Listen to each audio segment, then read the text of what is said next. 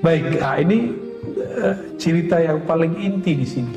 Ternyata hal yang sama terjadi pada Imam Khalid. Maulana Imam Khalid al-Baghdadi summa Dimashqi. Beliau pemimpin tarikat 5 tarikat. Naqsyabandiyah, Qadiriyah, Khistiyah, Suhrawardiyah, lalu yang sudah ditajdid namanya Mujaddidiyah. Imam Khalid ini ahli hadis juga, ahli zikir. Suatu kali dia lagi tawaf di Masjidil Haram. Tiba-tiba ada orang nyandar di satu tiang, kakinya selonjoran ke Ka'bah. Beradab nggak Pak? Saya ngelihat di masjid ini sering nih ada orang lagi khutbah selonjoran kakinya ke kiblat. Itu kalau ngikutin adab nggak beradab itu Pak. Secara hukum fikih saya boleh negur dia. Kenapa? Yang boleh itu dia mendekap, ihtiba. Ada yang coba contohin ihtiba. Gitu tuh boleh Pak. Bagus begitu tuh. Jangan diselonjorin, nggak beradab. Tapi kayaknya sering, apalagi kalau khotibnya beda sama dia tuh, dia selonjorin terus kakinya tuh. Itu nggak beradab sama sekali. Ternyata orang ini ujian bagi Imam Khalid. Dalam hati dia lagi tawaf. Orang tawaf boleh nggak ngomongin orang dalam hatinya?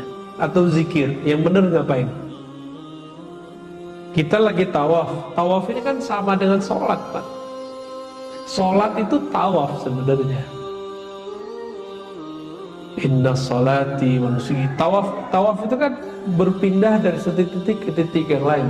Itu berpindah dari berdiri, takbir, Fatihah, ruku, berdiri lagi, sujud. Itu sama dengan tawafnya badan itu.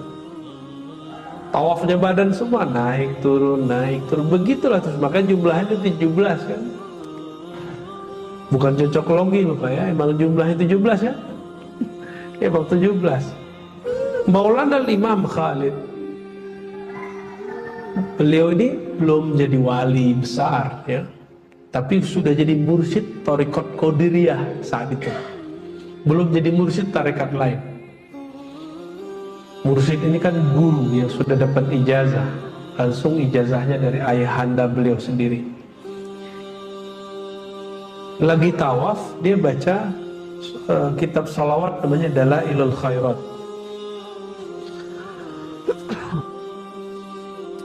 Kitab Dalailul Khairat ini, kitab salawat dia baca. Fokus. Bilang apa? Aki-aki tambah tua kok tambah gak beradab. Tambah tua kok tambah gak punya etika. Gitu dalam hati dia. Kejadian buat-buat. Bukan kejadian cerita dongeng. Ini cerita asli. Maulana Imam Khalid ditegur lengkap dengan namanya. Lalu dia lihat, loh ini aki-aki yang tadi kok tahu nama saya. Ketika ditegur, orang itu ngomong, Khalid, gurumu yang akan membuat engkau menjadi wali Allah bukan di sini, lagi di daerah timur, Uzbek, Afgan, sono lagi gitu, udah nyampe ke ujung sana.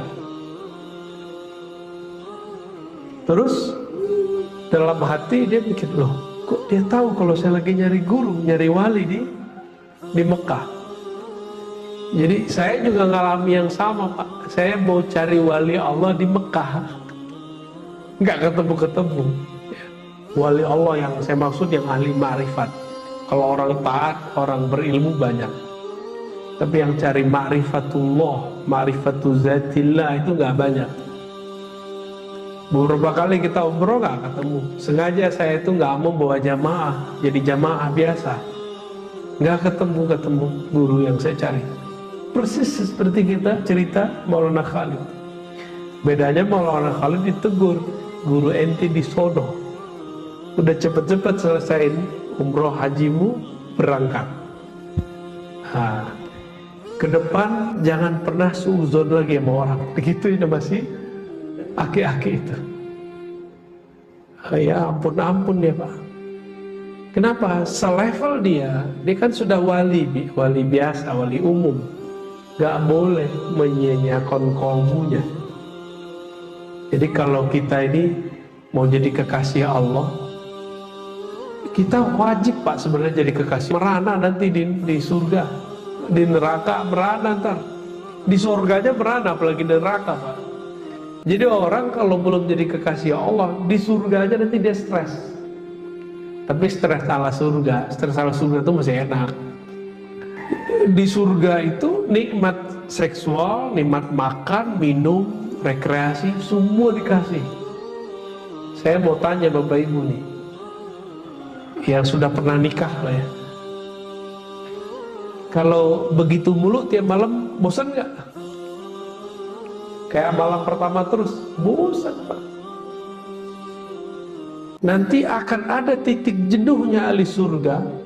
Maka mereka mengatakan, Ya Rabb, arina wajhak.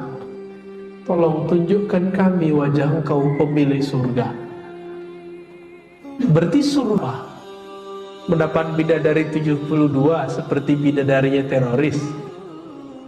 Kan teroris bunuh orang supaya dapat 72. Loh kita 72 mah dikit. Dikit itu Pak, hadisnya di Tirmizi dan tidak sampai derajat sahih seperti di Sahih Bukhari Muslim. Hadisnya kalau mau dapat 72 bidadari, boleh gak apa-apa, kita juga mau kok. Tapi gak dengan cara bunuh orang.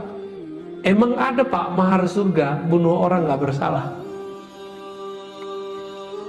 Itu orang waras gak tuh beragama? Beragama itu afala ta'khilun, orang waras. Tapi hari ini kok orang beragama nggak waras, itu kok muncul begitu? Apakah ini fenomena orang stres beragama? Ya udah jadi teroris aja deh gitu ya. Korban hoax itu. Apalagi ini haji, saya bukan orang pemerintah loh Pak ya, karena saya bukan PNS, maka saya nggak ada urusan menjelaskan ini. Tapi kita perlu meluruskan, kita ini jangan makan hoax. Haji tahun ini tidak jadi, bukan karena Indonesia utang itu, nggak ada urusan. Itu karena problem keamanan kesehatan semata, nggak ada urusan dengan yang tadi. Nggak ada persepsi yang berbeda antara kita dengan Saudi juga ada masalah banyak hal. Ini karena saya ngeliat di grup-grup ini, waduh Masya Allah ya. Pernah baca Pak hoax masalah haji?